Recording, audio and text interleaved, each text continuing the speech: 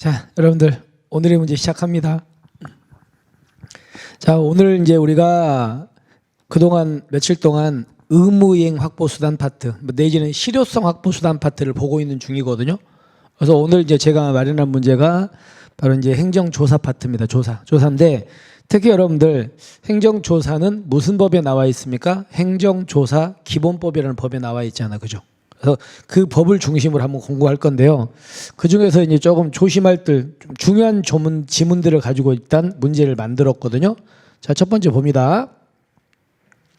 자, 여러분들 알다시피 행정조사 기본법은 정기조사가 원칙입니까? 수시조사가 원칙입니까? 정기조사, 그죠? 그래서 원칙적으로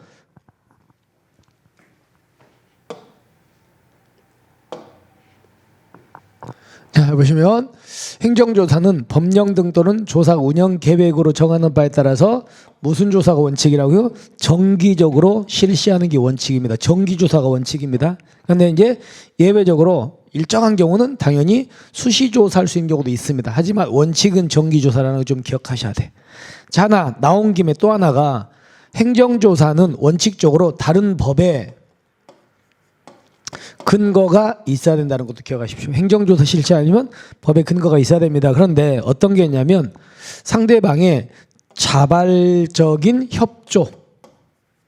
그럼 자발적인 협조를 얻어서 실시하는 조사. 그럼 여러분들 상대방의 자발적인 협조 얻어서 조사하는 건 강제입니까? 의무입니까? 의무조사죠. 의무조사는 당연히 이거는 법적 근거가 없어도 되는 겁니다. 그럼 이걸 우리가 종합해 본다면 강제조사는 법에 근거가 있어야 되는 거고 의무조사는 법에 근거 없어도 되는 거고 이렇게 되겠지.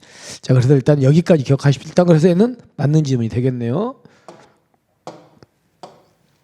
자, 두 번째 질문 보시면 행정조사를 이제 실시하면 그럼 행정청이 어떤 A라는 사람을 조사하려면 A라는 사람한테 몇 월 며칠 날 우리가 너를 조사할 거니까 행정기관으로 나오세요라고 출석 요구할 거 아닙니까? 그죠? 그럼 출석 요구서는 조사하기 며칠 전까지 이 사람한테 통지해 준다고요? 7일 전까지입니다. 그래서 조사하기 시 7일 전까지 그 사람한테 일단 서면으로 알려준다는 거 좀 조심하십시오. 근데 이것도 나온 김에 같이 갑시다. 이렇게 7일 전까지 조사 대상자한테 알려줬죠. 알려주니까 그 사람이 나중에 날짜에 나왔겠죠. 나와가지고 이제 조사를 했을 거 아닙니까? 그럼 조사가 끝났잖아. 끝나면 당연히 그 대상자에게 조사 끝나고 나서 결과를 또 알려줘야 되죠. 여러분 결과도 조사 끝나면 며칠 이내 결과 알려줍니까? 7일 이내 알려줍니다. 여기는 조심할 게 조사하기 7일 전까지 알려주는 거하고 조사 끝나고 결과를 7일 이내 알려주는 거 헷갈리지 마십시오. 다 7일입니다. 일단은 얘도 맞는 질문 이렇게 되겠죠. 자, 세 번째 보시면요. 여러분들 행정조사도 당연히 너무 과하면 안 되죠. 당연히 비례원칙 지켜야 돼. 따라서 행정조사는 조사 목적을 달성하는 데 필요한 최소한도 범위를 실시해야 된다. 당연히 이건 무슨 원칙입니까? 비례원칙이죠. 비례원칙이고요. 그다음에 행정기관 내에서 둘 이상의 어떤 한 기관 내에서 둘 이상의 부서가 동일하거나 유사한 업무 분야에 대해서 똑같은 대상자 있죠? 동일한 대상자를 둘 이상의 부서가 조사하려고 한다는 거예요. 그러면 어떤 부서에서 그 사람 또 불러내고 끝나니까 또 다른 부서에서 또 불러내고 이러지 말라는 거지. 이러지 말고 그때는요 어떻다고요? 행정기관장은 공동조사. 두 부서에서 같이 서로 앉혀놓고 두 부서에 같이 하면 될 거 아닙니까? 따라서 그때는 공동조사를 실시해야 된다라는 걸 기억하십시오. 여러분들 공동조사를 할 수 있다가 아닙니다. 해야 됩니다. 이렇게 해서 여기까지 보시면 되고 맞는 질문. 자, 그 다음에 이제 그 다음 질문 얘는 조문이 아니고 판례입니다. 판례인데 이런 거죠.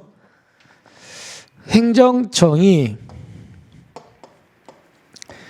A라는 사람에 대해서 이제 뭘 실시했냐면 행정조사라는 걸 실시했어요.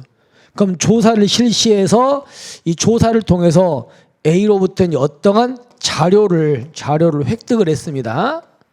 됐죠? 조사 통해서 얻었죠. 그래서 이걸 가지고 이제 행정청이 A라는 사람한테 이걸 근거로 A한테 세금을 때렸다는 거예요. 근데 문제는 뭐냐면 근데 이 행정조사가 뭐 하더라? 위법해, 위법. 조사가 위법이에요.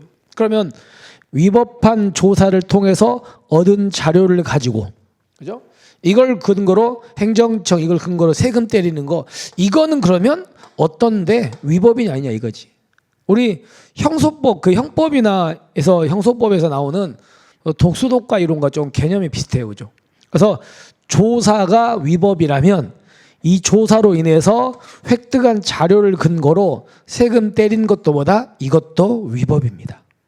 그래서 읽어보시면 위법한 세무조사를 통해서 수집된 과세 자료의 기초에서 과세 처분을 하였더라도 그러한 사정만으로 과세 처분이 위법하게 되는 건 아니다. 어때요? 아니라고요. 얘가 위법이면 이걸 근거로 여기서부터 얻은 자료 가지고 세금 때린 것도 이것도 위법입니다. 그러니까 얘가 잘못된 겁니다. 아시겠죠? 자, 그래서 우리가 이제 문제를 종합을 해보면 조사에서 정기조사가 원칙이고 수시조사 예외, 그리고 조사하기 7일 전까지 상대방한 통지, 그리고 조사는 과하면 안 되고, 그리고 공동조사 해야 된다는 거, 이런 경우. 그리고 마지막으로 조사가 위법이라면 그걸 통해서 얻은 자료를 가지고 세금 때린 것도 위법이 된다. 그래서 답은 4번 이렇게 되겠지, 그죠? 자, 이렇게 해서 우리가 오늘의 문제를 마무리합니다. 그래서 우리가 앞으로 이제 한 며칠 정도는요, 한 2, 3일 정도는 뭘 더 볼 거냐면 실효성 확보수단 내지는 의무이행 확보수단 있잖아. 그런 부분을 다시 볼 거니까 그렇게 하시고, 그동안 여러분들이 틀렸던 문제는 틀리지 않는 게 다시 한번 꼭 숙지하시기 바랍니다. 자, 오늘 고생하셨고요. 우리는 내일 뵙겠습니다. 수고하셨습니다.